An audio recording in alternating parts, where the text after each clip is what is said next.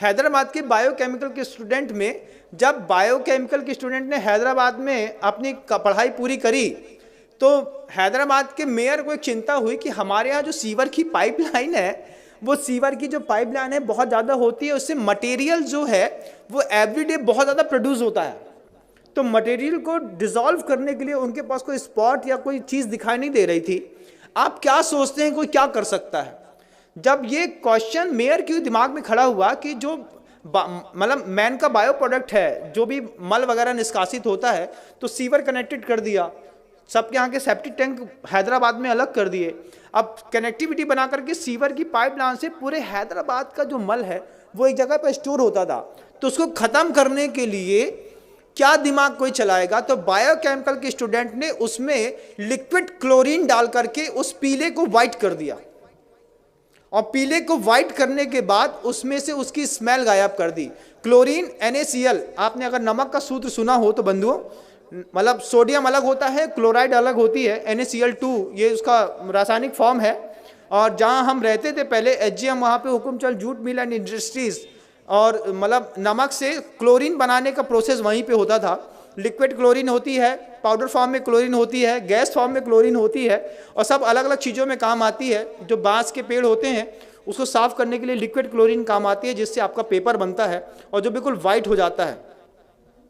तो वो बायोकेमिकल के जो स्टूडेंट हैं, वो बायोकेमिकल के स्टूडेंट ने पूरे के पूरे जो मल हैदराबाद के बाहर इकट्ठा होता था उसमें क्लोरीन को डाल करके मिक्सअप करके पीले से वाइट कर दिया।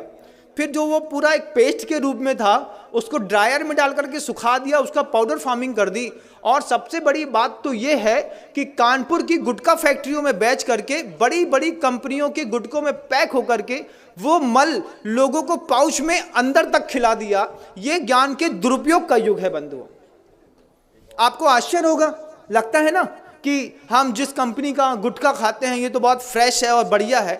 जब आपको पता चले कि बायोकेमिक के स्टूडेंट की इतनी बड़ी करामात है कि उसने पूरे के पूरे मानव के बायो प्रोडक्ट को क्लोरीन डाल करके उसकी स्मेल हटा करके और उसको गुटके में मिला करके उसमें फ्रेग्रेंस मिला दिया। फ्रेग्रेंस का कारोबार कितना बड़ा है कभी आप सोच भी नहीं सकते, कुछ नहीं सोच सकते। और आपको तो खुलते ही साथ ही खुशबू आती है, एक तेज स्मेल। आप किसी भी कंपनी के गुटके को 5 मिनट के लिए एक पानी में डाल दीजिए, थोड़ी देर उसको हाथ से मसल के देखिए, फिर आपको पता चलेगा, जब इसकी स्मेल हट जाएगी फिर उसको खा के देखिए, तब पता चलेगा कि हम अपने मुंह में क्या खाते हैं। उसमें चूना और कांच दोनों मिलाया जाता है कि कांच से बारीक कांच का पाउडर रहता है जिससे आपकी जबान थोड़ी सी कटती है, और चूना उसके ऊपर लगता है तो आपको थोड़ी सरसराहट सी होती है।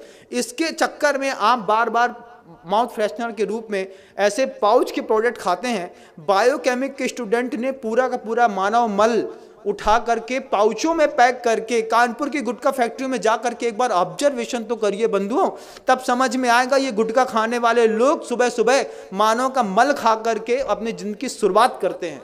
ये बायोकेमिक के स्टूडेंट का कमाल है। हड्डियों का ढेर मिलता है, दुनिया भर की चीजें मिलती हैं। स्मॉल स्केल इंडस्ट्रीज, 3 शब्द याद रखिएगा। क्या?